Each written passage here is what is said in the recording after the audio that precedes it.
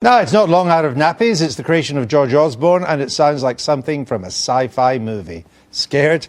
Oh, don't be. I'm only talking about the OBR, the Office for Budget Responsibility, and its job is to prepare independent economic forecasts for the government. Now, they're a shy lot. They tend not to give many interviews, but I spoke to its chairman, Robert Chote, on Friday. This is what he had to say.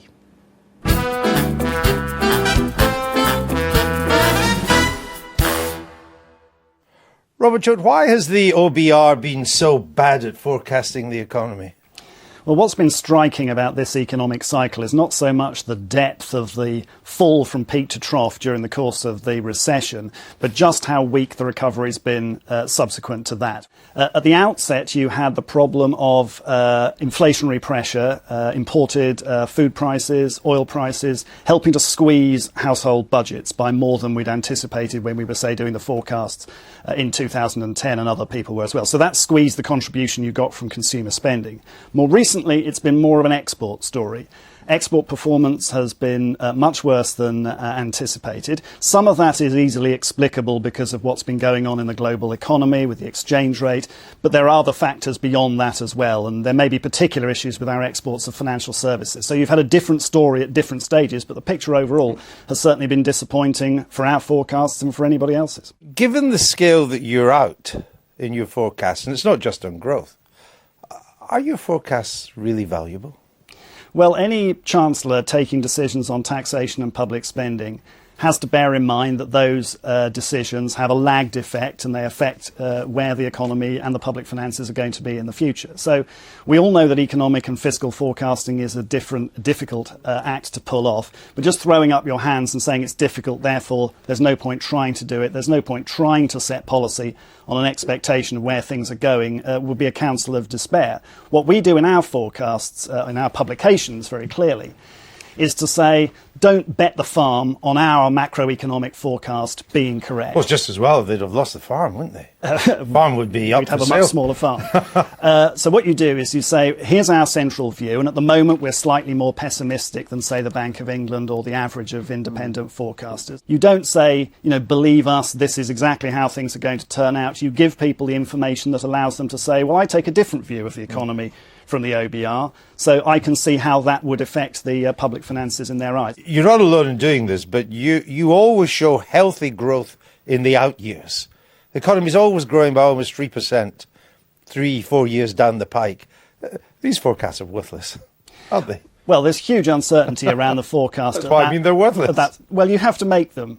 I mean, if you fill them in, you have no idea how the economy is going to grow by 2016-17, do you? Well, we make the judgments that we have to make. We compare them to the judgments that other people have made, and we explain clearly how we've reached them. Let's come on to borrowing. Is borrowing falling, or have the figures been manipulated? See, the reason I ask is this. It's really suspicious that you publish a forecast showing the deficit is down by £100 million.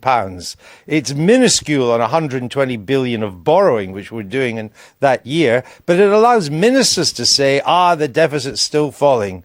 So are you quite as independent as you claim? Well, absolutely. As we explained very clearly to people, and as everybody has reported, we said essentially that the deficit is flat at £120 billion in an underlying sense for 3 years. But why you've read the report, you've seen it. No, I've read the report. So when ministers tell me that the deficit is still falling, it's not true, is it?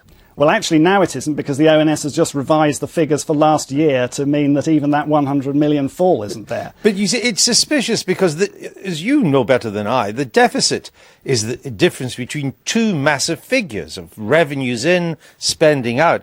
You don't have the ability to forecast a deficit within £100 million. Well, this is exactly why we explain that the difference between those 2 years is, and I quote, fiscally and statistically insignificant. But it's a massaged figure. Why did you allow it to happen? It's not a massaged figure. Well, your old job was director of the Institute for Fiscal Studies. He says, quote, there is every indication, your successor, there's every indication that the numbers have been carefully managed to make sure that there was a fall in borrowing. He's right, isn't he? Well, that's not the same as fiddling the figures. That's the government taking decisions on public expenditure. What is the difference between carefully managed and fiddling to make it look good? because fiddling implies that the underlying reality is not being reflected in the numbers. In the old days, you can imagine these forecasts being produced and the government being confronted with something that showed the deficit was slightly higher than it was last year, and all you'd do is cough and nudge the spreadsheet, and that would go away. I'm just wondering if this is a big improvement, because we're still coughing and nudging. Well, we're not. We're having the government... We are, you might not be. The government is having to take decisions on public expenditure, which we've spelt out in considerable detail, about producing an underspend by central government departments this year that is twice the size of the historical average. So the figures haven't been fiddled. The government has taken action to deliver the deficit that they want to target. Can we just get it on the record from the independent OBR that when it comes to deficit reduction, that has stalled and is stalling at around £120 billion for 3 years? That's what we've said in the report, yes. Okay, good. Why did you write to the Prime Minister earlier this month and take him to task over a speech he'd given?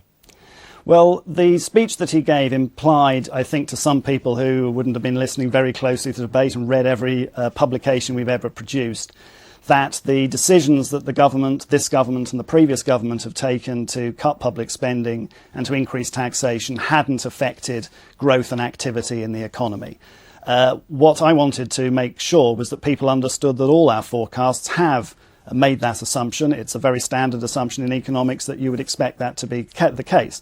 What I think the Prime Minister has, officials have said subsequently that what he meant was to refer to analysis that we'd said, which was that the fiscal consolidation hadn't had a greater impact than we had expected. And I think that's what they would say they meant, but I don't think that that would have been obvious to everybody hearing the speech, so I felt it was important to put it on the record. You must have been a bit piqued to have to write a public letter.